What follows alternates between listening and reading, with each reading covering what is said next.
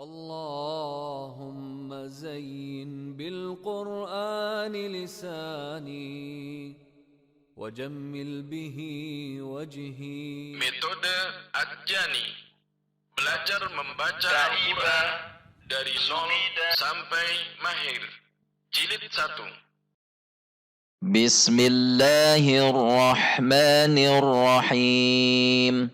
Berjumpa kembali dengan metode Ad-Jani, belajar membaca Al-Quran dari 0 sampai mahir. Belajar mengaji pemula. Jika Anda baru pertama kali menonton video tutorial ini, sebaiknya tonton kaidah-kaidah pembelajaran pada bagian akhir video. Dijelaskan juga bagaimana menerapkan praktik belajar mengajar di dalam kelas. Video kali ini akan membahas mengenai huruf hijaiyah, makhraj dan sifat huruf shin, dan akan mempraktikkan membaca huruf shin dengan 3 harokat dasar pada halaman 12 jilid 1. Makhraj dan sifat huruf shin.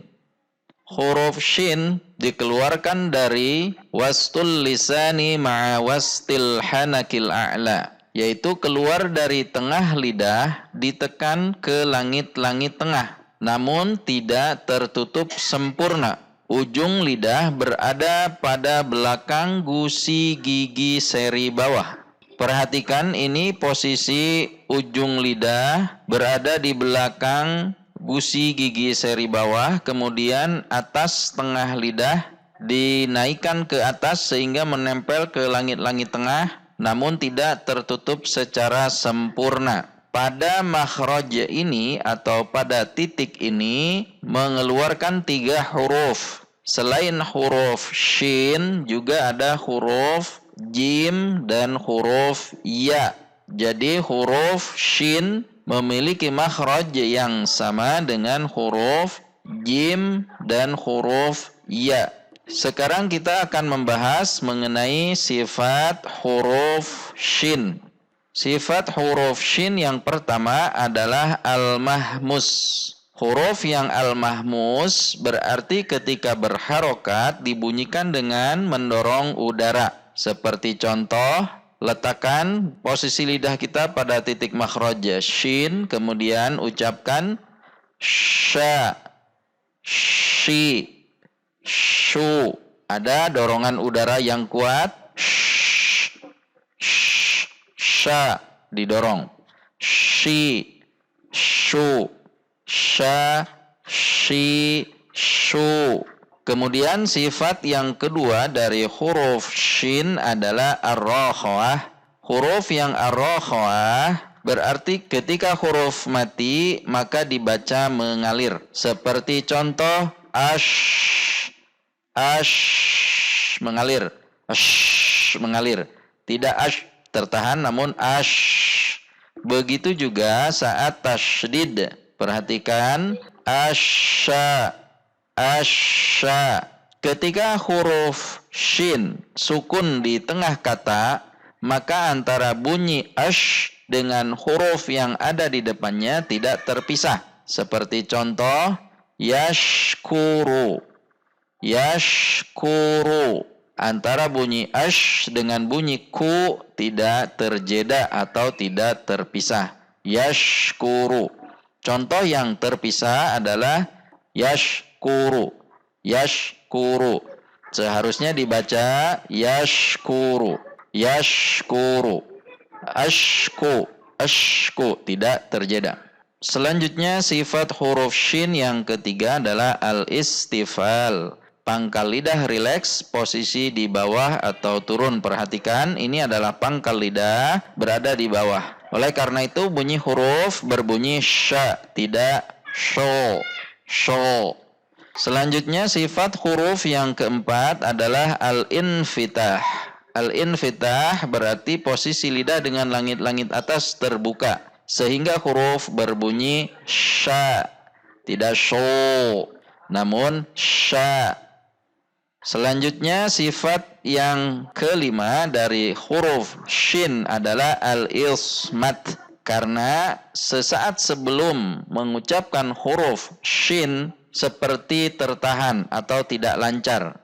Jadi huruf shin tidak dibaca sya, sya. Namun sya ada seperti tahanan ash terlebih dahulu sesaat sebelum mengucapkan sya.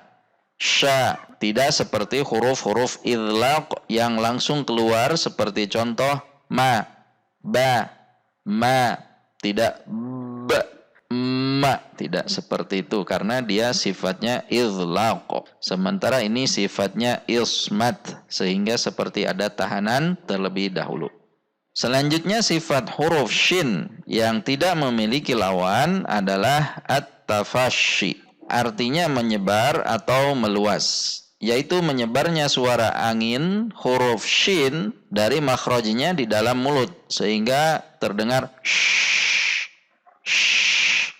Menyebar suara angin di dalam mulut namanya tafashi. Shi.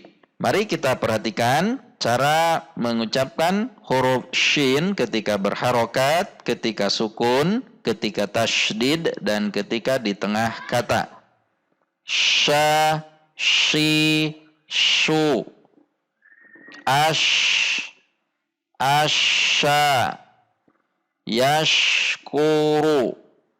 Sha, shi, shu. Ash, asha. Yashkuru.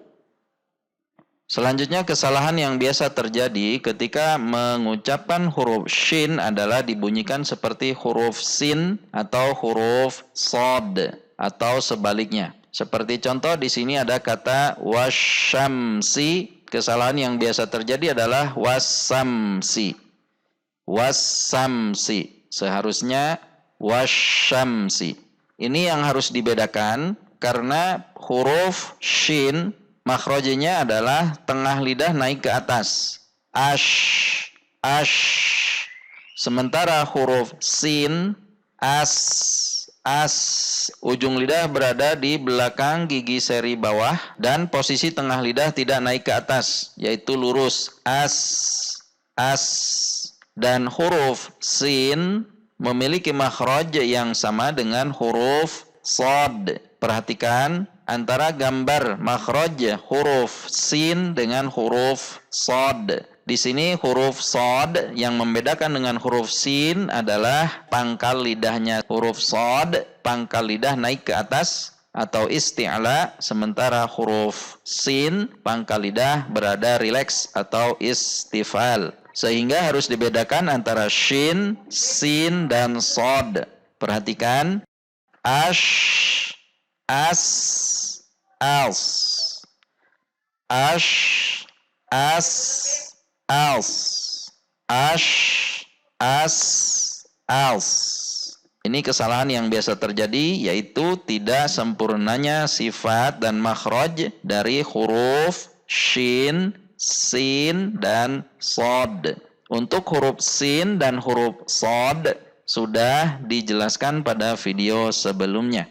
Huruf shin saat tidak berharokat maka dibaca shin, bukan sya.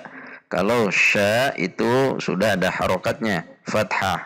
Namun ketika tidak berharokat maka disebut shin. Silakan perhatikan tulisannya shin. Sekarang marilah kita berlatih mengucapkan huruf shin dengan 3 harokat dasar. Ketiga harokat dasar ini harus diucapkan secara sempurna seperti contoh a, i, u,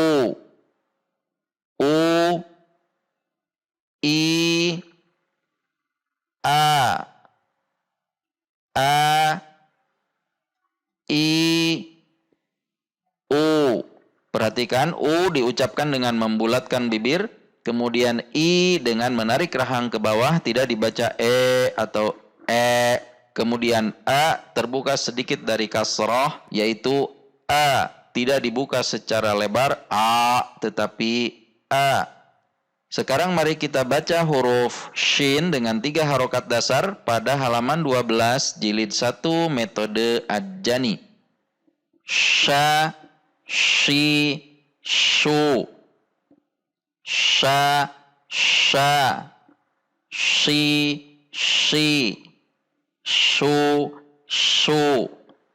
sha, shi, su, sa, si, su, za, zi, zu, ra, ri, ru, dha, dhi, dhu, da, di, du, ja, ji, ju, ha, hi, hu, sa, si, su, sha, shi, shu. Huruf yang di bawah dibaca dengan cara ha, kha, dal, zal, ra, zai, sin, jim, sin, shin, ha, kha, dal, zal, ra, zai, sin, jim, sin, shin. Untuk memastikan apakah murid sudah menguasai halaman ini dengan baik, bisa dicoba dengan cara membaca terbalik dan membaca secara acak. Seperti contoh, shu, shi, sha, su, si, sa, hu, hi, ha, ju, ji, ja, du, di, da, zu, zi, za, atau dibaca secara acak. Za, da, ha, ja, sa, sha, shu, su, ju, ji, hi, du, zu, su, shu, sha, shi, ha, kha, zai, jim, shin, kha, zal, ra, zai, jim, shin, sin. Demikian. Sebelum melanjutkan ke halaman berikutnya, pastikan murid sudah mampu membaca halaman ini dengan baik dan benar. Video ini diperuntukkan sebagai sarana belajar dan latihan, sedangkan untuk mengetahui benar dan tidaknya bacaan, Anda harus dinilai langsung oleh seorang guru dan atau mengikuti training online yang disiapkan channel kami. Jika video ini bermanfaat, silahkan share melalui akun-akun media sosial Anda. Video ini didukung juga oleh Oase Al-Quran, yaitu sebuah referensi Al-Quran untuk keluarga muslim yang terdiri dari 5 jilid. Jilid 1, 2, dan 3 merupakan Al-Quran penggalan per makna. Ini adalah mushaf Al-Quran per makna pertama dan satu-satunya di Indonesia. Dengan penggalan per makna, siapapun Anda dapat memilih tempat wakaf dan memilih tempat ibtida di semua titik dengan tidak mengubah makna. Kemudian lebih mudah untuk memahami isi kandungan ayat.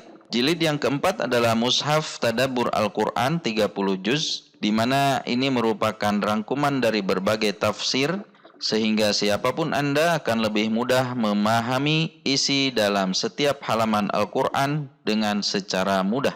Jilid yang kelima adalah buku Ulumul Quran, yaitu informasi seputar Al-Quran. Oase Al-Quran disupervisi oleh Profesor Dr. Kiai Haji Ahsin Sakho Muhammad dan penulis serta kontributor Kiai Haji Fathuddin Ja'far, Kiai Haji Muhaimin Zain, serta Dr. Haji Briliantono M. Sunarwo. Info lebih lengkap silahkan klik www.oasealquran.blogspot.com atau WhatsApp di nomor 087788251721. Demikianlah video kali ini, sampai jumpa pada video selanjutnya dan insya Allah kita bisa. Amin. Kaidah-kaidah pembelajaran. Yang pertama, diajarkan dengan cara dibaca langsung tanpa dieja. Sebagaimana contoh, di sini tidak dibaca ba fathah ba, ba kasrah bi, ba lummah bu, tetapi langsung ba bi bu. Selanjutnya tidak memanjangkan bacaan seperti ba bi bu, karena ba tidak sama dengan ba, bi tidak sama dengan bi, bu tidak sama dengan bu. Tidak dipanjangkan seluruhnya maupun dipanjangkan salah satunya. Contoh, ba bi bu atau ba bi bu. Jadi harus konsisten satu harokat. Ba bi bu. Selanjutnya tidak menambahkan akhiran hamzah pada setiap bacaan. Contoh, ba bi bu, tetapi dibaca ba bi bu, tidak ba bi bu. Demikian. Selanjutnya perhatikan kesempurnaan setiap harokat. Dhammah dibaca dengan membulatkan bibir u. Kasrah dibaca dengan menarik rahang ke bawah i. Fathah dibaca dengan terbuka sedikit dari posisi kasrah, yaitu perhatikan u i a, u i a, u i a. Fathah tidak dibaca a, tetapi a. Kasrah tidak dibaca e atau tetapi i. Dan dhammah dibaca u dengan membulatkan bibir. U. Tidak dibaca tapi u. Perhatikan juga cara menyebutkan huruf hijaiyah tanpa harokat pada bagian bawah halaman dengan benar. Contoh, alif, ba, ta, tha, jim, ha. Cara mengajarkan di dalam kelas. Langkah 1, bacalah halaman yang telah dipelajari sebelumnya secara bersama-sama. Jika ini adalah pelajaran yang kedua, ketiga, atau selanjutnya, maka sebelum menambah pelajaran, terlebih dahulu sebaiknya baca pelajaran sebelumnya secara bersama-sama. Kemudian, guru menjelaskan teori yang akan disampaikan pada pelajaran saat itu. Contohnya, mengenai makhrajnya, atau mengenai sifat hurufnya, atau mengenai lainnya, seperti yang dicontohkan pada video ini. Setelah menjelaskan, langkah selanjutnya atau langkah yang kedua adalah bacalah halaman yang akan dipelajari saat itu secara bersama-sama atau seluruh murid. Guru mencontohkannya dan murid mengikuti. Langkah selanjutnya atau langkah yang ketiga, jika satu kelas sudah membaca dengan bagus, maka bagilah kelas secara per kelompok. Misalkan 2 kelompok besar terlebih dahulu, kemudian bagi menjadi 4 kelompok atau sesuai dengan situasi dan kondisi kelas. Pertama bagi kelompok yang besar, kemudian kecil, kemudian kecil. Langkah yang keempat, setelah murid telah mampu membaca secara berkelompok dengan baik, dengan lancar, maka mulailah murid membaca secara perorangan di hadapan guru. Jika jumlah murid cukup banyak, sebaiknya ada beberapa guru yang mendengarkan, sehingga murid yang lain tidak terlalu lama menunggu giliran untuk maju. Catatan tambahannya, selama proses pembelajaran satu persatu, murid yang sedang menunggu giliran dapat diisi dengan kegiatan lain. Contoh, dengan belajar menulis huruf Arab, dengan berlatih membaca halaman yang sedang dipelajari supaya tambah lancar, atau dengan kegiatan lainnya sesuai kreativitas dari guru.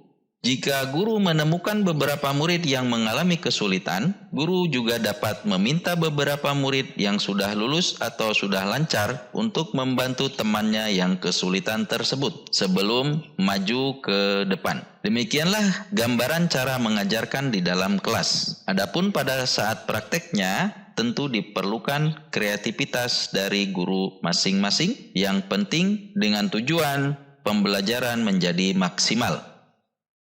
Demikianlah video kali ini. Sampai jumpa pada video selanjutnya dan insya Allah kita bisa. Amin. Sadaqallahul azim. Sadaqallahul karim. Sadaqallahul halim. Sadaqallahul ladzi anzalal furqana ala abdihi liyakuna lil'alamin nadhira. Sadaqallahu